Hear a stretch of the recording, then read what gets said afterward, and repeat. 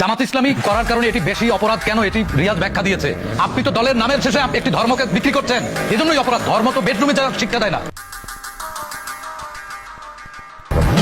ধর্ম তো নাবালিকা কোনো শিশুকে অ্যাবিউজ করার শিক্ষা দেয় না। আপনি যখন আপনার দলীয় ইডিওলজির সাথে ধর্মীয় ইডিওলজিকে পাঞ্চ করবেন, তখনই আপনি ধর্মের কাছে দায়বদ্ধ, রাজনীতির চেয়েও ধর্মের কাছে দায়বদ্ধ।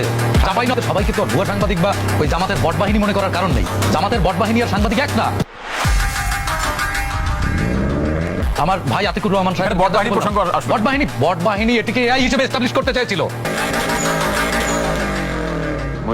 মূলধারার গণমাধ্যম এটিকে সত্যতা সামনে এনেছে দেখে এখন শ্যামবাচি না কুল রাখি, হ্যাঁ শ্যাম রাখি না কুল রাখি আগে মনে করবেন। আগে তো গেছে এনসিপি মায়ের চিকিৎসা করাবে, এজন্য এমপির সুপারিশ আনতে গেছে। সুপারিশ যে বেডরুমে করতে হয় এটা তো আমরা জানতাম না এর আগে। এই ভিডিওটি সামনে এসেছে পরেই তো দেখলাম যে সুপারিশ হয় বেডরুমে, বেডরুমের সুপারিশে সবুজ কালি হয়।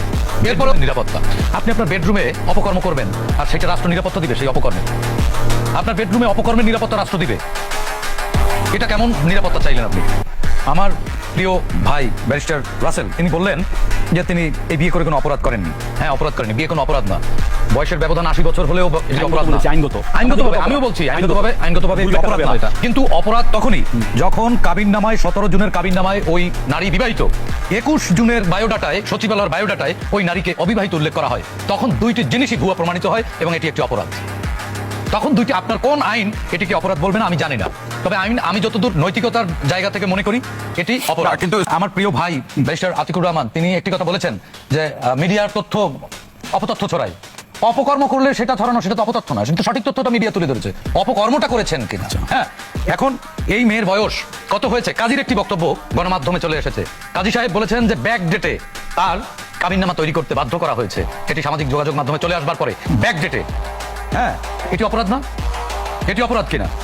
কাজীও তো তিনি তার নিরাপত্তা চেয়েছেন। এখন অভিযোগ মানে ভুক্তভোগী ভিকটিম বা তার পরিবারে কেউ যখন অভিযোগ করবে না তখন হ্যাঁ অভিযোগ করেছে তো। ভুক্তভোগী পরিবারের ওই কন্যার মামা প্রধানমন্ত্রীর কাছে জীবনের নিরাপত্তা চেয়ে আবেদন করেছেন। এটা তো বিষয়টা রাজনৈতিক হয়ে গেল। কেন রাজনৈতিক হয়ে গেল? তার প্রধানমন্ত্রীর কাছে, প্রধানমন্ত্রী কি কোনো রাজনৈতিক? প্রধানমন্ত্রী তো দেশে সরকারের প্রধানমন্ত্রী। এই ঘটনার পরেই তিনি জীবনের হুমকি মনে করছেন, ঘটনার পরে আগে মনে করেননি কেন? আগে মনে করবেন, আগে তো গেছে মায়ের চিকিৎসা করাবে, এজন্য এমপির সুপারিশ আনতে গেছে। সুপারিশ যে বেডরুমে করতে হয় এটা তো আমরা জানতাম না এর আগে। এই ভিডিওটি সামনে এসেছে পরেই তো দেখলাম যে সুপারিশ হয় বেডরুমে, বেডরুমের সুপারিশে সবুজ কালি হয়।